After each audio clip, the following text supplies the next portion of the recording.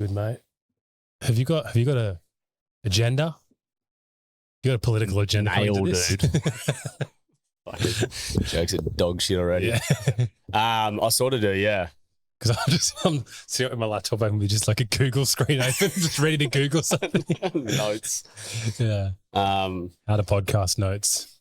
Yeah, I sort of got an agenda. No, I actually do. Because just before you came, I was like, fuck, what are we actually talking about? Well, welcome back, dude. Cheers, mate. It's good to be back. Well, back into life in all sense. Well, you said the old spicy lung aids, didn't you? The dirty old Rona. Yeah. Had it. Thank God it's gone.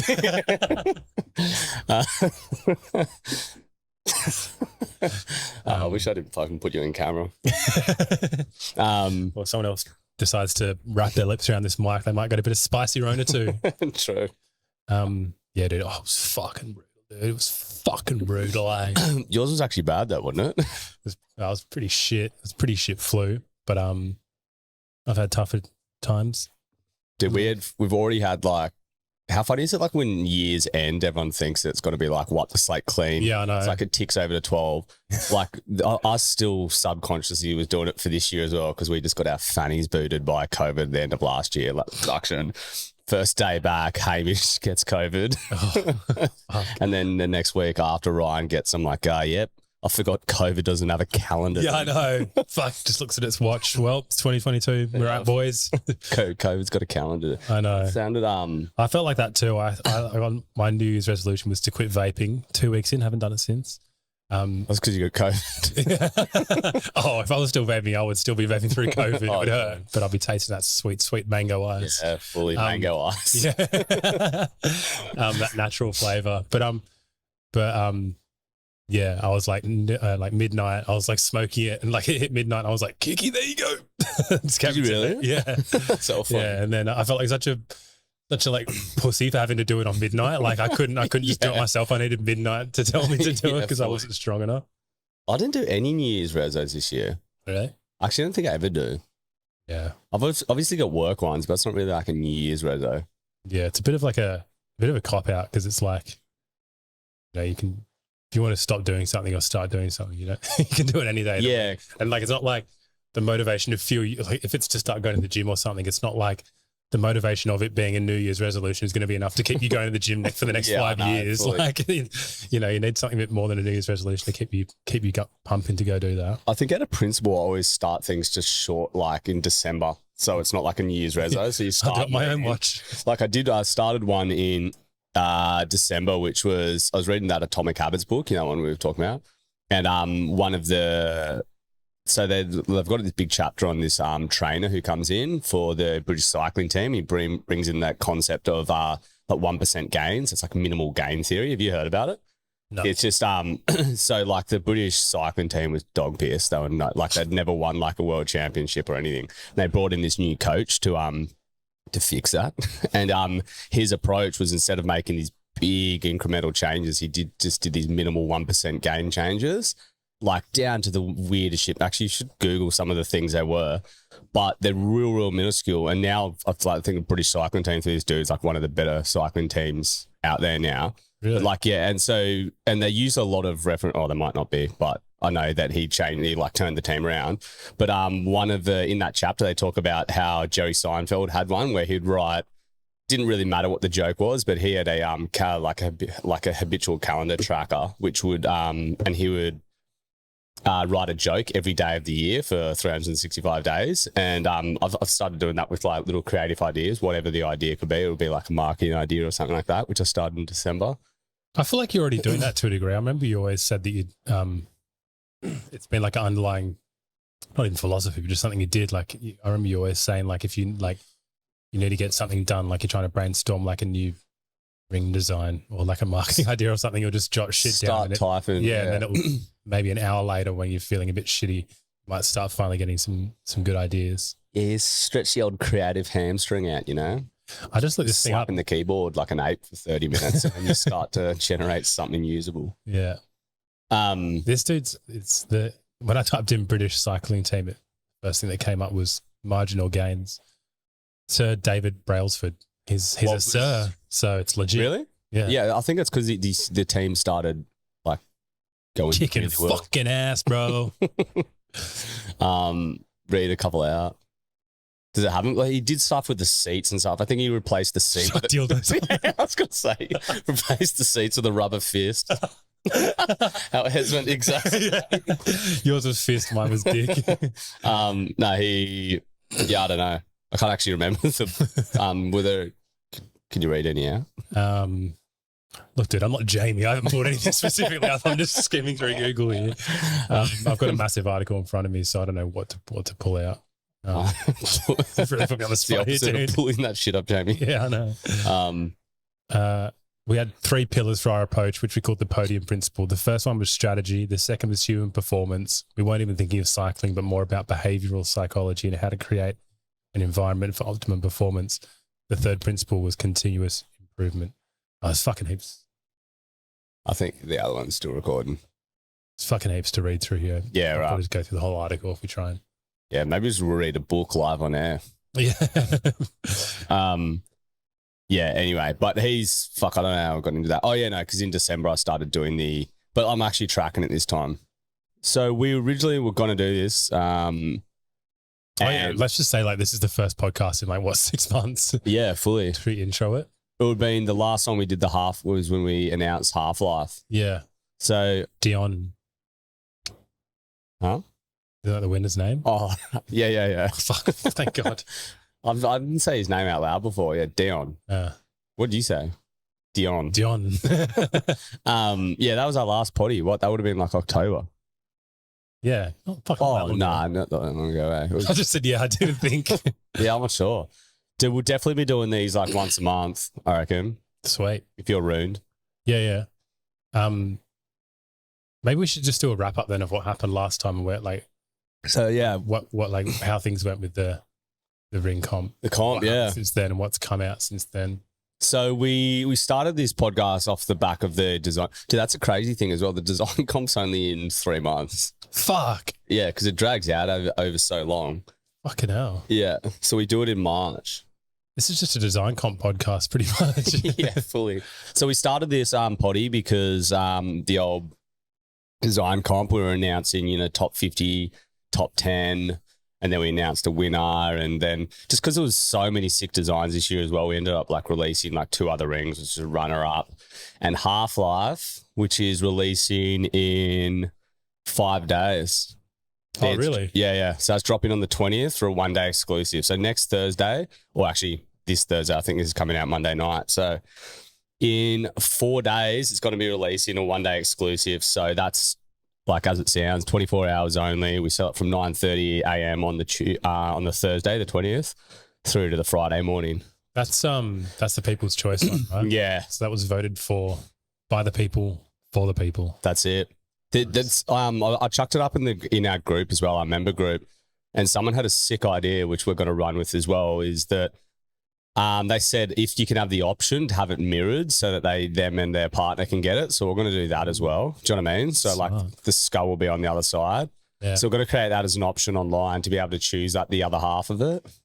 So you can get it for your other half, dude. I love it. But that's dropping on the 20th. And then, yeah, so the podcast probably will we'll just release every month. We'll probably just do it to announce like new monthly exclusives. But the main thing for today is, I'm going to go through a few things we got planned, but the main thing to today is we're announcing who this year's monthly exclusive collab is with. Do you know who it was with? No. Oh, sweet. I'll announce it to you. Getting a live reaction from me.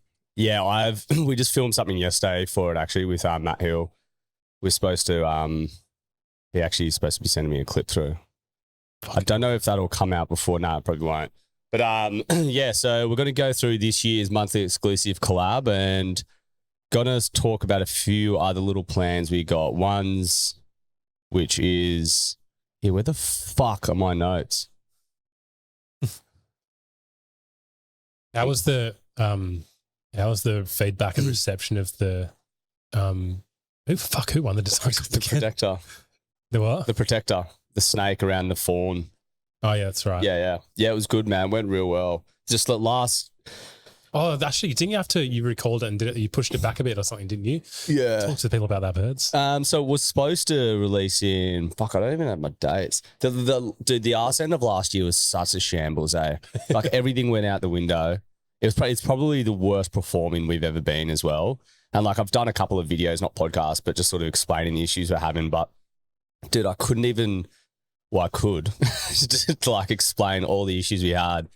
But like the thing that was annoying as well is like even when I was like sort of shopping online, there were so many businesses that were sort of using the COVID shield to hide behind just like fundamental issues they have with their business. Do you know what I mean? Like what's an example? Like shipping times and things like yeah, that? well, like shipping times is kind of understandable because that's sort of like the couriers. But like I felt just like I actually don't have any exact examples, but people know what I mean. It's just a lot of sort of businesses were just using like COVID as an excuse Get to a be jail like, free card. yeah, like we're just dropping just shut down.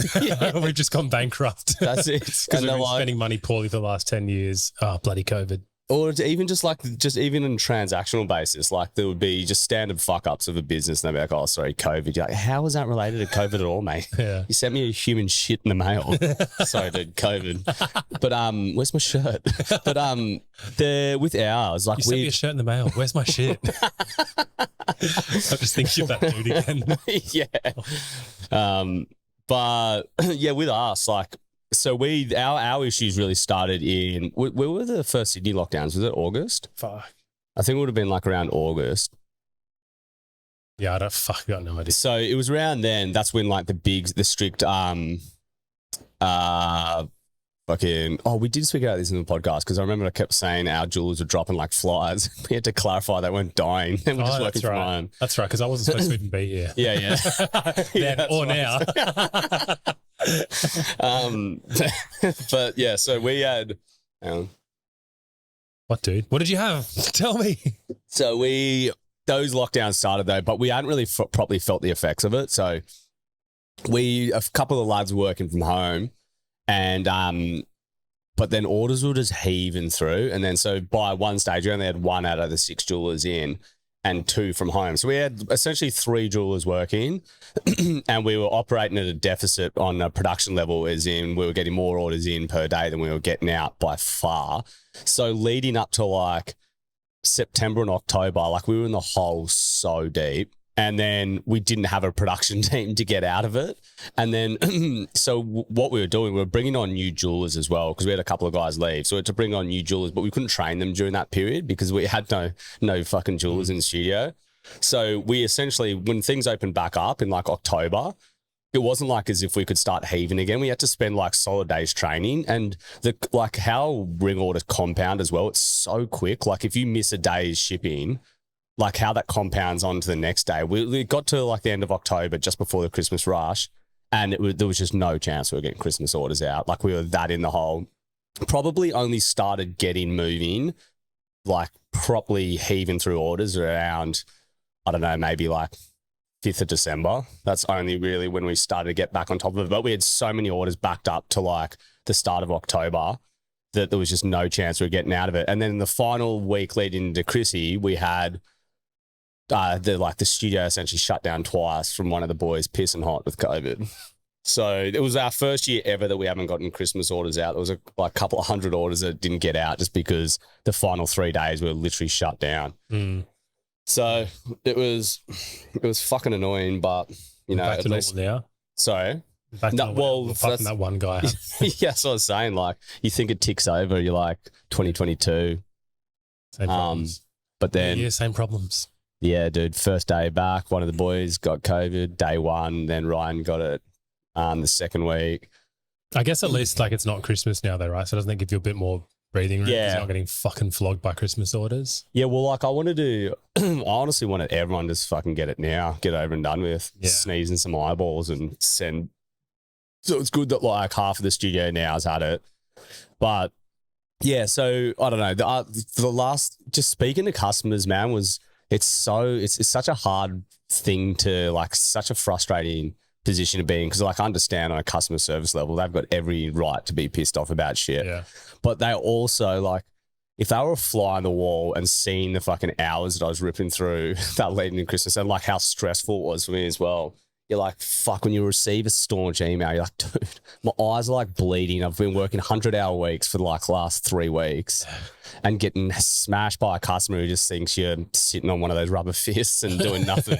You're like, fuck, dude, do you know how fucking stressed I'm about this and how hard everyone remaining cunts here are? Like how hard we've been working to get blitzed by a customer that doesn't understand that. You're like, dude, I understand it, but also it's fucking brutal, man.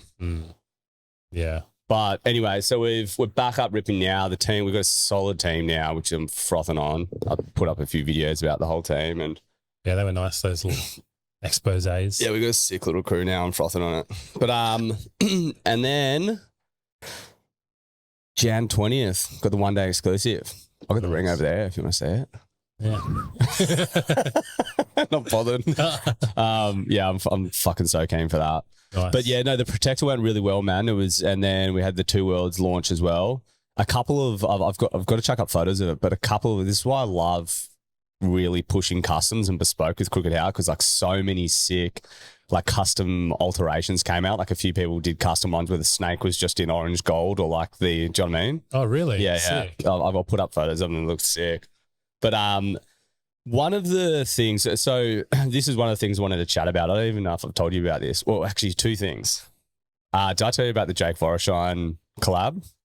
The one ages ago? No, we're doing a new one. Ooh, no. Well, so there's 3 things we're going to do in talk about in this podcast. First of all, it's the monthly exclusive designer for 2022. We've got the Howlet designer community, which is the second thing, and then this other Jake Voro promotion or campaign that we're going to be doing.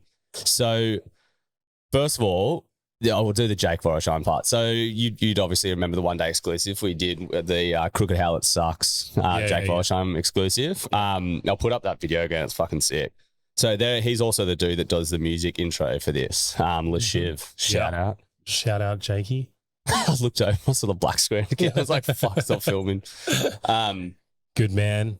Good campaign. Good vibes. So what we've I've had this idea for a while to have like a Charlie and the Chocolate Factory style golden ticket that we slip into packets. I actually haven't told you this one yet, eh? No. This is going to be genuine. Oh. Genuine boredom. I was going to say generally unimpressed. Yeah, so I've had this idea for a while to have this golden ticket style promotion where we'll slip something in to maybe once a week, or I don't know, whatever time period. We'll slip in some random little tokens into orders, and there would be some sort of like benefit from it. Like there might be a prize, or I don't know, you win something. But I didn't know what I wanted to use as a token. So I thought I was going to, I was like, maybe we can just do some like original sketches or something like that. It could just be like super basic, like little signatures on a bit of parchment paper. And then I was like, fuck, I tell you what's actually perfect is like Jake's style of illustrations. Like they're real simple lines. He knocks them out really quickly. That's like part of the charm of them. It's just like whatever is in his head, and he uses a little quote. So I was like, fuck, I should actually hit Jake up to do 50 of these like little slips on A4 sheet of paper, and we'll slip them into each package.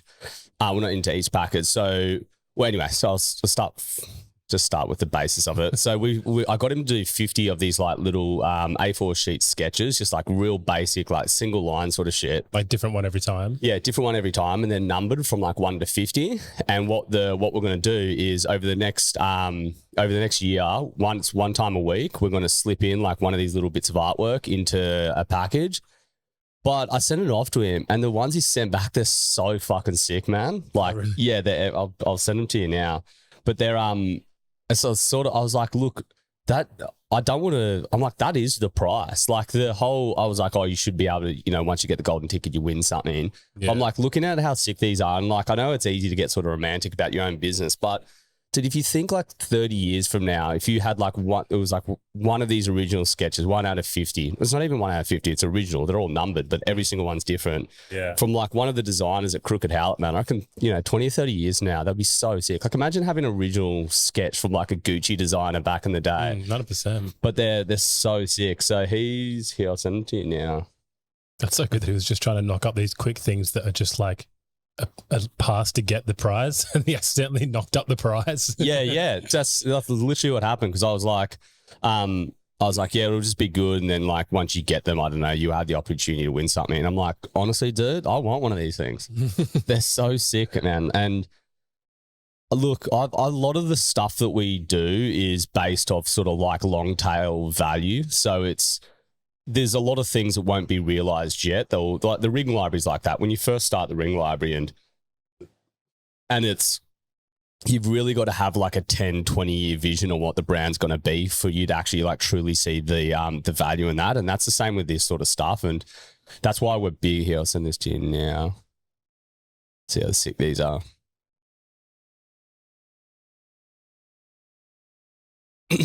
To be able to sort of put yourself in the mindset of like 20 or 30 years from now and have one of these got signed every single one out of 50. See it on Messenger. Facebook? Yeah. How good's that one? Harry Potter is fucking sick. Let me pull that shit up. Let me peel that shit back.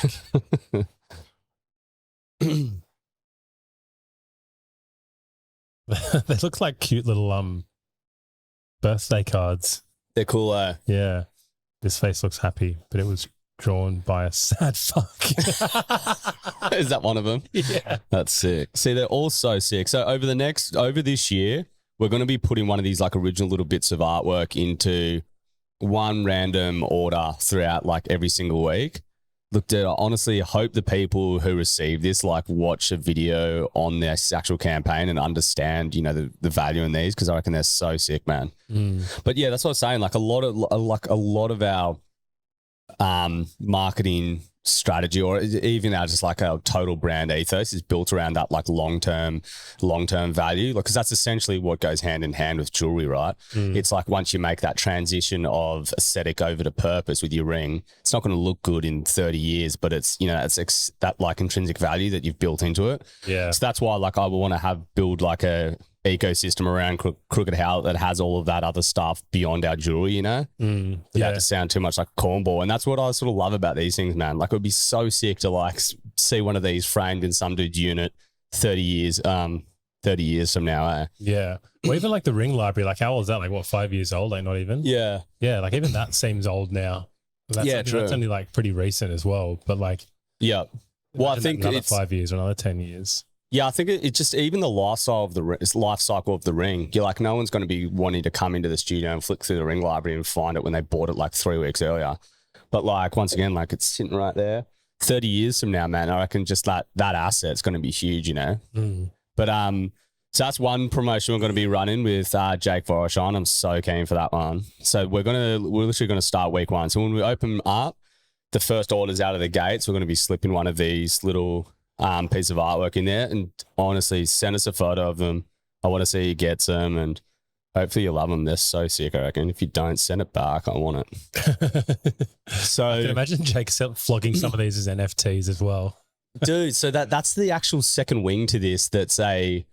Is kind of like an interesting timing. So that sort of reminded me. So this had no sort of direct sort of association to NFTs at first. It was just like an idea we'd had for a while, but it's kind of like, in the way of timing, it's kind of like a cool reversion back from NFTs, back to the old tactile pen and paper. Yeah. Like the application for NFTs will sort of creep its way into our business, you know, over time. But right now, the fact that it's trended towards digital trade, it's a funny period we're in here. And I sort of love bringing things back to the old pen and paper with just like an artist getting freaky with an A4 or just a A6 pad, you know? Yeah. The original, the OG. Oh yeah, I reckon these are going to be so sick, man.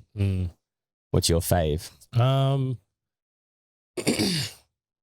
like the I just like the tone. Some of them are really depressing, but also funny. I don't know whether to cry or laugh. Like this one with like a dice with different like sad face, happy face, angry face, and it says, "What will you be today?" And it's just really? like it seems so deep, but it's like when like a 2-year-old, like this is not meant to be offensive, Jake. It's like when a 2-year-old says something like really bland, but it's actually really deep without the meaning. Yeah, and then it's like, oh, you're like, oh wow, that's really quite profound without it meaning to be. And it's like same with some of these. Like at first sight, they look like kind of like a kid's scribble, but then when you read it, you're kind of like, oh, it's actually really, really good. It's like I found it really hard to describe his artwork when we were doing the last campaign.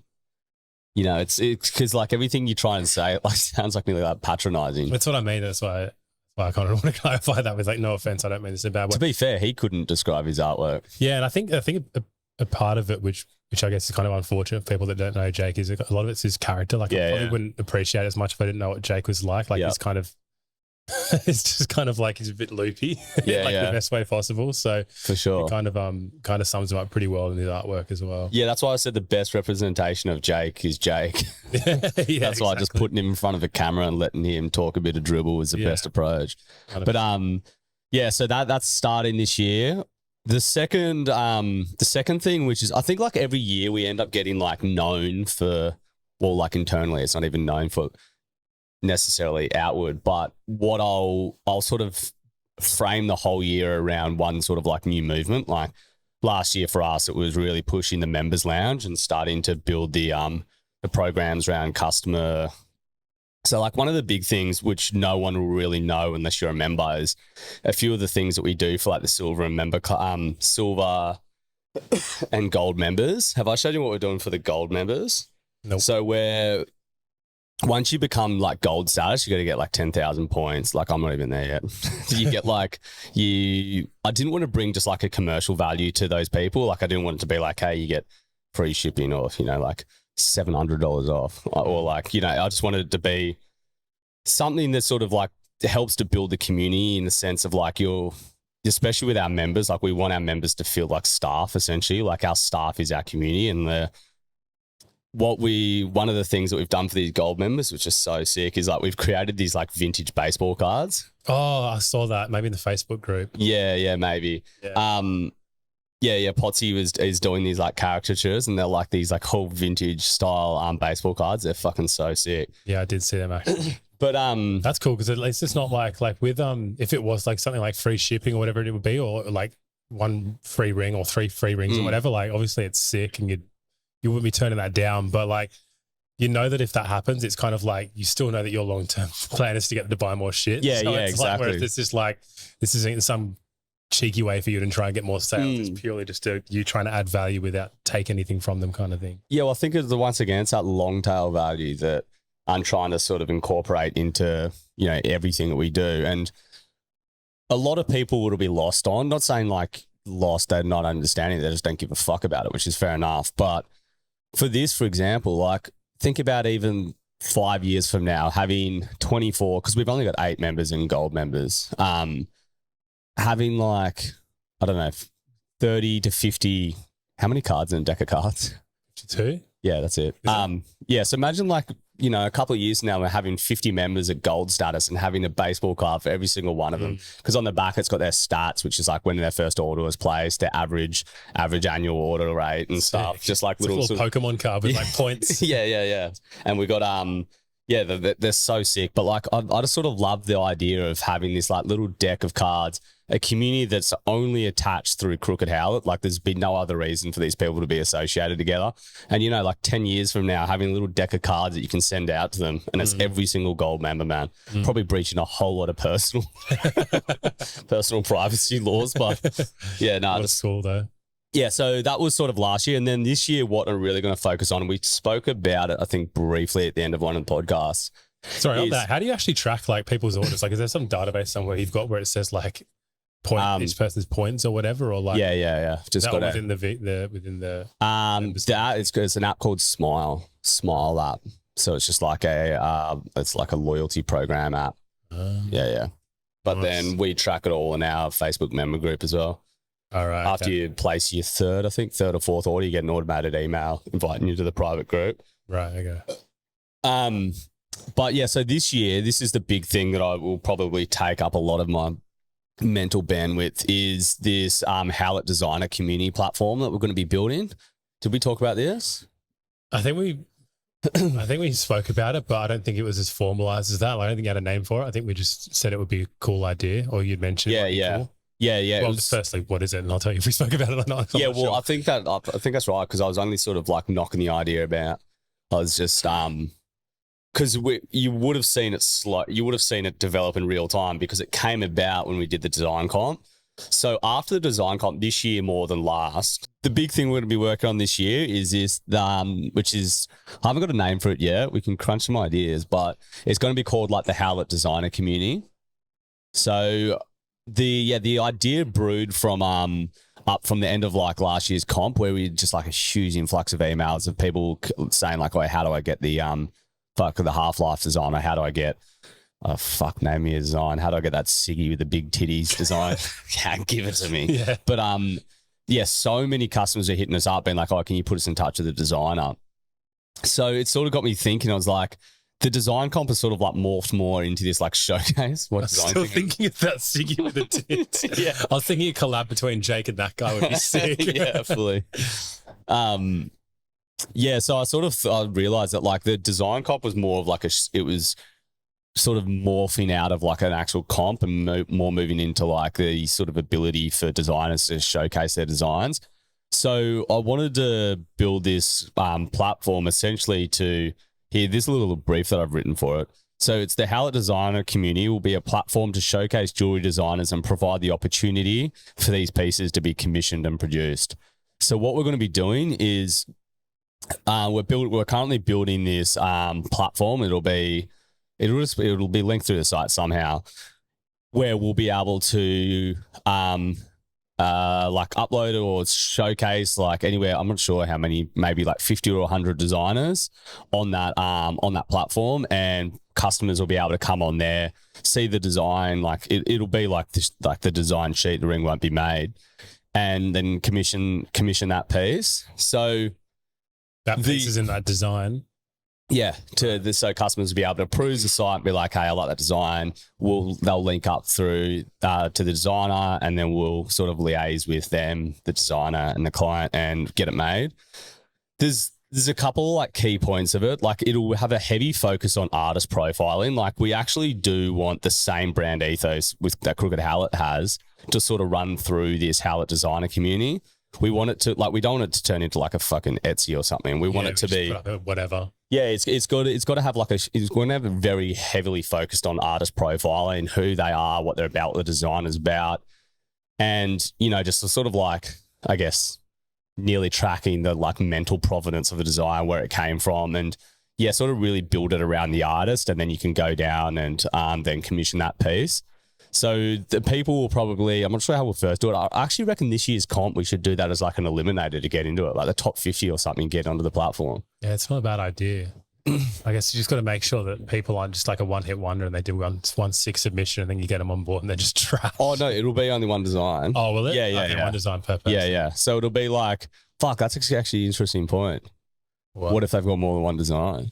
Yeah, like Connor will fucking pull like 20 fully. Fuck, that's a really good point. Yeah, I thought you meant it was kind of going to be like how you have your monthly collab, but instead of having like a tattooist come in and do some like designs, it'll be like you'll feature like these 5 people and they've got like 5 rings that are all sick, and you pick from like the Connor collection or the Davo collection.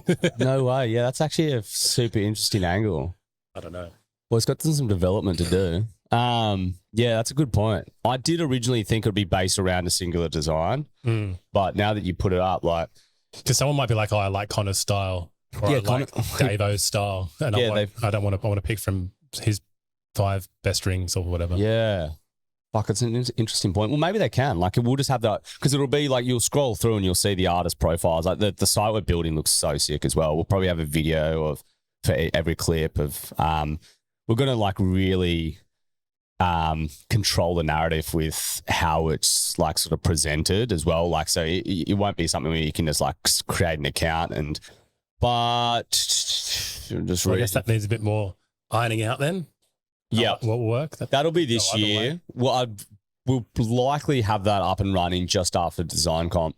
So I think this year, for something to tickle your ball bag a bit more, is the fact that we're going to probably have the top 50 of these this year's like automatically entering the Howlet Designer Community platform. Mm-hmm. So yeah, I think it'll be such a sick like little asset for the business. Yeah. Well, let's just fucking slingshot into the next thing. Let's get this shit over and done with and go hit the fucking hammer. Heroin. Oh, I was thinking hit the hay. Oh yeah. Bed. All right, sweet. So this year, our monthly exclusive collab. Man, it's fucking getting so much harder every single year to pick a new designer. Eh? Yeah. Yeah, it's just like it's not like we necessarily need to top the year before, but it's like there's just like an expectation or growing expectation every single year of who you're gonna bring. You've got to sort of give nod to like the Crooked Howlet design style that we have, but also got to bring something fresh and unique. You know, you got to keep pushing the envelope. Yeah. You know, a little bit. Yeah. Whilst not getting too over your skis and just bringing something fucking tweaked out. How do you normally just find them well, I guess you probably have it in the back of your head throughout the whole year, right? Like you just flicking through Instagram and just looking for people, not going out of your way to look for people, but just having it in the back of your mind. Yeah, and I think also it develops throughout the year, like what I sort of pick up on what the market's frothing on. So it will, I do, yeah. So like I will sort of move with the market, but then also every sort of year I want to be bringing something fresh to the table, whether it's a style that we actually make the rings in or it's the actual designer style. But last year's was such a heaving year with Jack Ankerson that I was like, fuck, it's going to be so hard to top this because there was such like palpable, like such strong designs out of the gates, like the big sculptural designs. I just knew that they were going to pop, you know what I mean? Like they're just, you know, if you slap a fiery cobra onto a ring, you know people are going to froth, you know, like there's such a powerful sort of imagery without sounding like a cornball. But this year's we've got, like we couldn't have picked something at like a further end of the spectrum, eh? Yeah.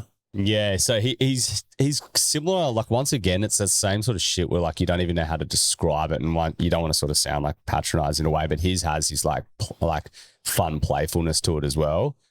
But let me send it to you so you can take a gaze, and then so this year's monthly exclusives for the monthly exclusive collaboration for 2022 is with Mike's Stout Tattoo. So a few of you would have seen me post. I've been peppering his images through some of our stories over the last like few weeks. So you would have seen some of his artwork. Have you got it there? No. So I sent it to you in Messenger. So I'm frothing for this one. It's one of the. It's similar to Body Ruiner in the tone, like it's that sort of more playful, warm tone.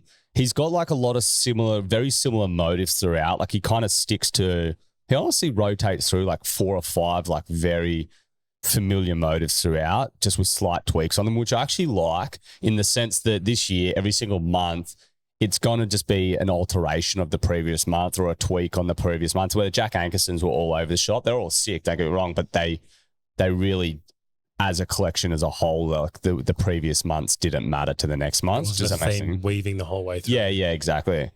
But I can imagine like some of these style coming in through I can imagine some of this style coming through the ring comp. Like true.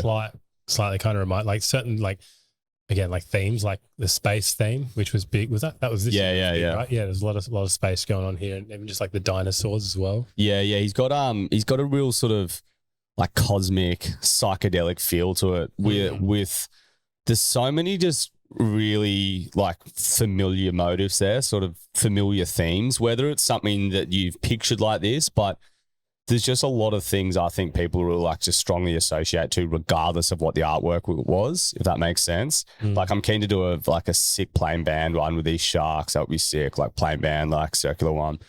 But yeah, I'm so keen for this one. This one was easily, though, our hardest to wrap our head around how we're actually going to design them. The easiest? No, the hardest. Oh. Because Jack Ankerson's like, we made a departure from the standard image engraved last year, which was just like, as you see the 2D image, they were sort of engraved into the rings. Last year's we did a lot more sculptural pieces. So like the artwork itself was part of the design. Do you know what I mean? Like a 3D sculptural. This year we'll probably do a little bit of mix of both, but I'm going to have to see how the first couple come out. I think what we might do this year, which is going to be us bringing something super unique to the table, is we're actually going to, for January, do a traditional, a functioning traditional signet. So like the original purpose of signet rings was to like sign out by printing in sealing wax. Do you know what I mean?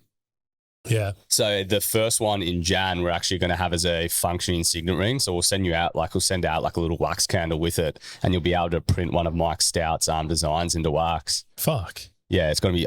It's the sickest start. The January one's going to be epic.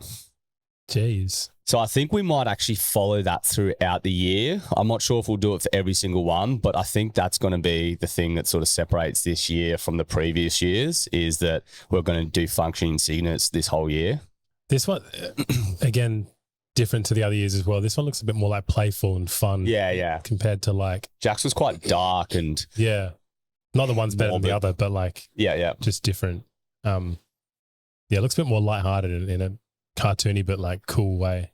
The thing is, it's also what you want to take from it. So like on first gaze, yeah, like it might just be, it might be what you see is what you get type thing, but you see some of his captions and a few of the comments he writes, you can tell that there's like a lot of thought that's gone into each piece. And like one he put up, which was a super basic one, and someone asked, is like, what's the meaning behind this? Mike was like, mate, there's not enough words allowed in the caption to explain this to you.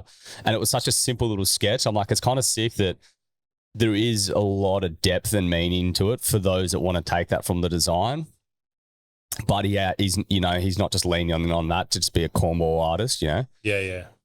Like you can still enjoy it without needing to understand all that. Yeah, exactly. And so, yeah, it's like people that like, shit into their hand and peg it at a canvas and tell us it's art. You're like, because there's some soid meaning behind it. Yeah. They just purely rely on that. Yeah. It's a metaphor for shitting in your hand at a canvas. Yeah. But yeah, I'm super keen on this year's. Yeah, they're sick. His little dinos are that cool. Yeah. Big eyes. They're absolutely adorable. They are adorable. It actually marries up well with Jake. It does, eh? Yeah. Yeah, fuck, I'm so keen on this year's. I want a tattoo. I don't want a ring. I want a tattoo. You got no twos, do you? Nah. What do you do? You know, couple of losers. Pack of plain skinned idiots. I know. Yeah. I do have that Swazi on my chest. But fuck, yeah, this one's sick. What one? How sick's this one? Probably biased because it's got Big Ben in it, but yeah, it's got like the little underground. You can see below the ground and see the underground. Yeah, that's sick. He's got heaps of cool ones like that. Are going to work so sick on like just square plain signets, just highly detailed. Yeah, like I think so. He started as an illustrator, I think, and then made the move over to ink and some. I was curious about that because yeah, another thing I wanted to pitch, because I don't know if this is going to come to fruition. So hopefully someone on the podcast someone listening, someone on the podcast, me or you, someone might have a connection to tee this off or have ideas for what we could, who we could collaborate in this sense. So what I've wanted to do for a while is have like a super tweaked collab with someone like... Oh, that's what I was going to ask you. I was straight, yeah, like just something that just in no sort of other way would associate Crooked Howlet with this brand. It want to be something completely removed from our core demographic. Well, not necessarily from our core demographic, but just like the way you'd initially see our design, our brands linking up. Like the same sort of thing how like, I think like Louis Vuitton collabed with North Face. Just, those really unique collabs. Like I want to do something fucking tweaked. And what was that fridge one that you were talking about as well? Oh, yes. Smeg and Louis Vuitton. Yeah, that one was sick.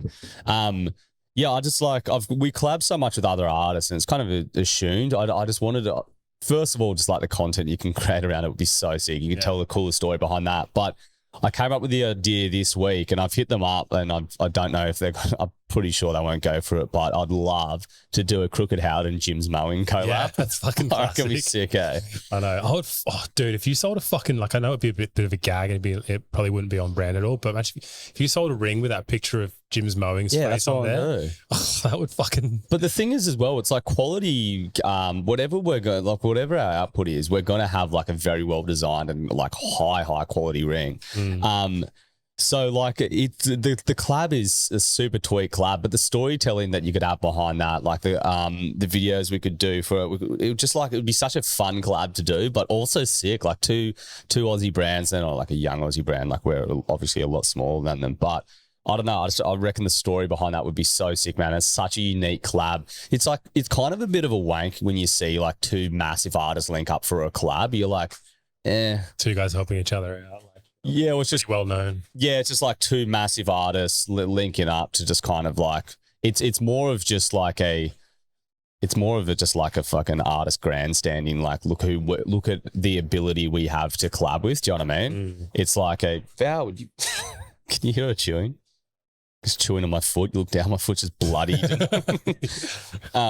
Yeah, it's just like, I don't know. I feel like it's a bit self-aggrandizing, you know what I mean? When they're like linking up because it's showing their ability to collab. Look who I can reach out to. Yeah, exactly. It's like, it's sort of like you feeling like you're better than your customers as well. Like, I don't know. I just don't really, some of those collabs sort of rub me the wrong way. But I just really wanted to, we collab with our artists because we generally are both able to then focus on what we do best. You know, it's like we can link up with a designer like Mike and there's no advice I'm here. I'm like, do your thing. You've obviously a proven artist we want to work with and we'll do what we do best is on the jewelry and signet production side.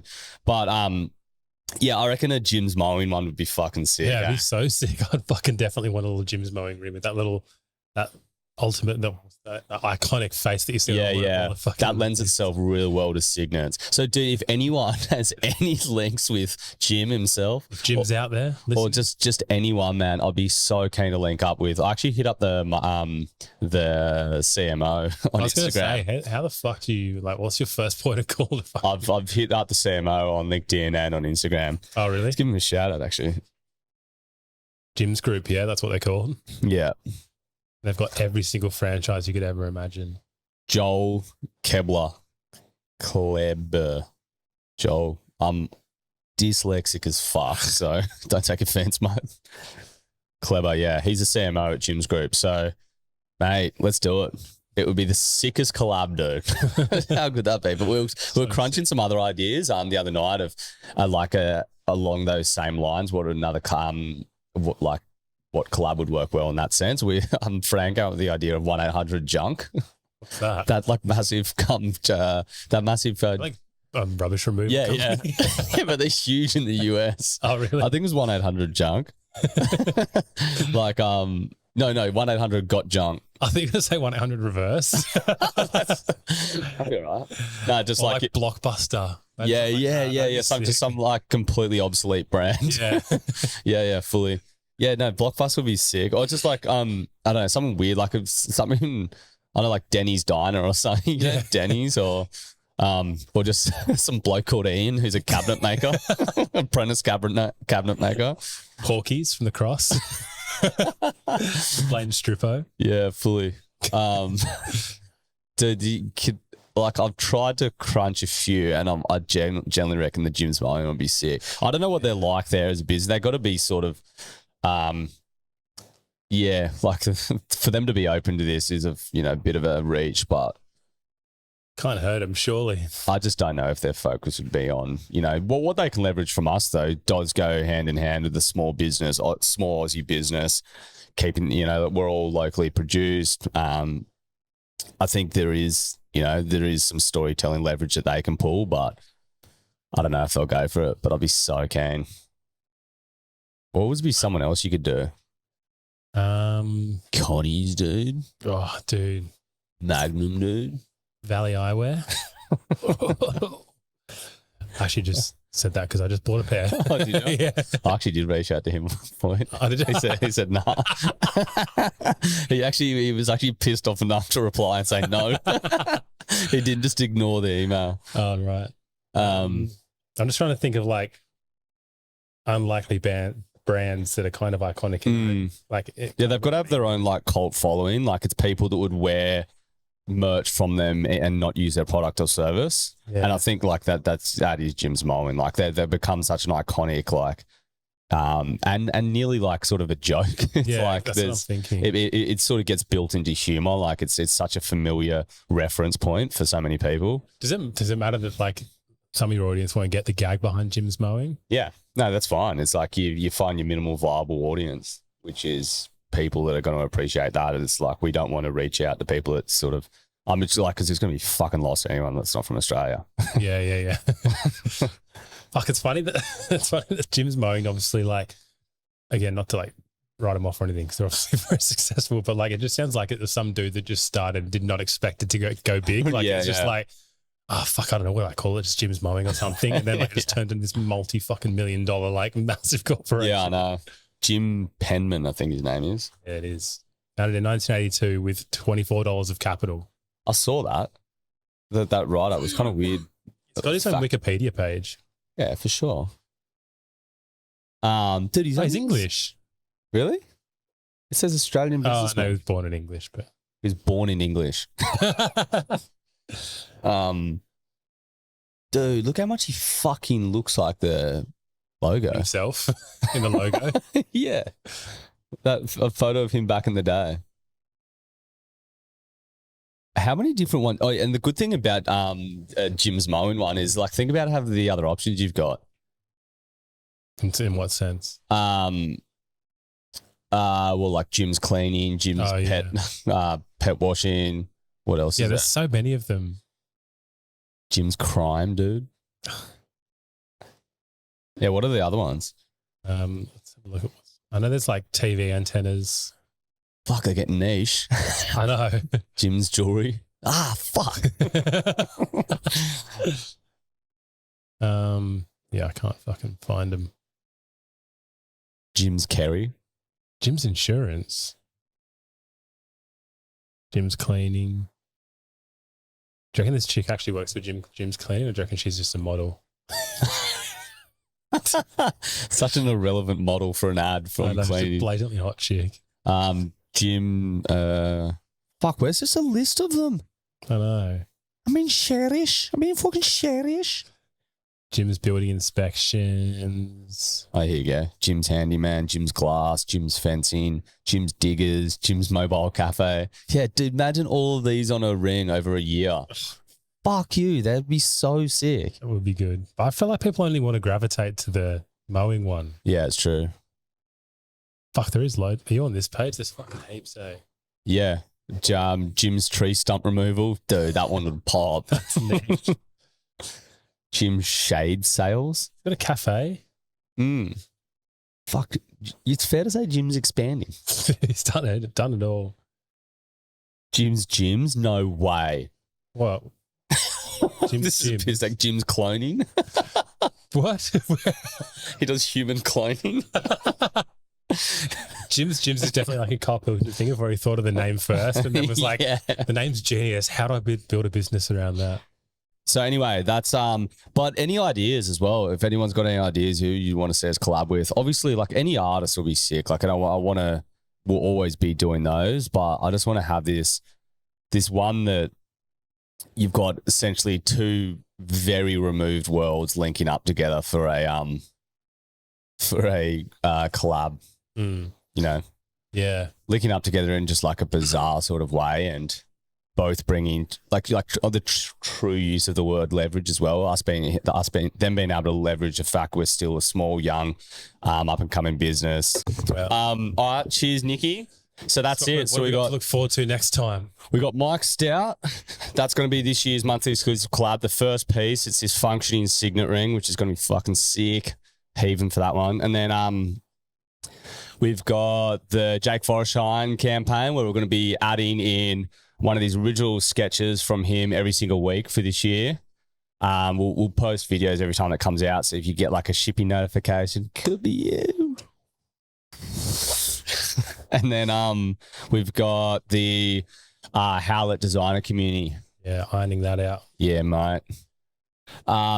Yeah, just wanted to, again, just apologize for the end of last year. Look, it was a lot of macro conditions out of our control. And look, we're pretty equipped now to deal with even, like, if we even have 5% of the issues that we had last year, we're going to like crush it because we've just had to deal with like hopefully the worst of all the issues, and we're now just sort of we've built an infrastructure to be able to handle it a lot better. So I'm confident that even if we have a repeat of last year, we'll be fine. And thanks for, I know, like, I speak to people in customer service as well, getting the absolute asses eaten from customers day in, day out. And like, we rarely had that. We've got such a legendary customer base. We had a few shitty customers that But yeah, no. So thanks again for everyone, just like how understanding everyone was, and I feel like when you know that people are like, when I say people, I mean you guys are actually doing things like handmade. It's a lot more easy to be a bit more understanding of things that take a long time. I feel like if I ordered something from like Amazon, and like it's just sitting there on a shelf, and in my head I'm concocting an image of like some cunt being too lazy to go pick it and send it to me. Obviously, it's simple. Whereas with you guys, you know, there's like limited. You know, you can't just hurry up and quickly carve out all these rings. Yeah, for sure. I think as well, it's but the reasonable frustration came from, I guess, the lack of communication or people not being able to get like a very direct answer. But it was because like half of our studio wasn't in here. Like rings were getting posted all around fucking Sydney before we could ship it out. But then also it was the resources that we had to handle the sort of communication or the tracking side were getting pulled off their job because everyone was needed to become a jeweler. Like I was back in for the first time in a while on tools. Anyone who had fucking shoes on was getting in the studio and helping with the production. Like, the DHL driver was a jeweler for a bit, you know, everyone was just was like focusing, just it was all hands on deck there. So that took away a lot of our other resource to sort of communicate but yeah, no, we've got to fix that up. And thanks everyone for being legends. Thanks everyone, and we'll chat to you next month. Yep. See you, boys and girls.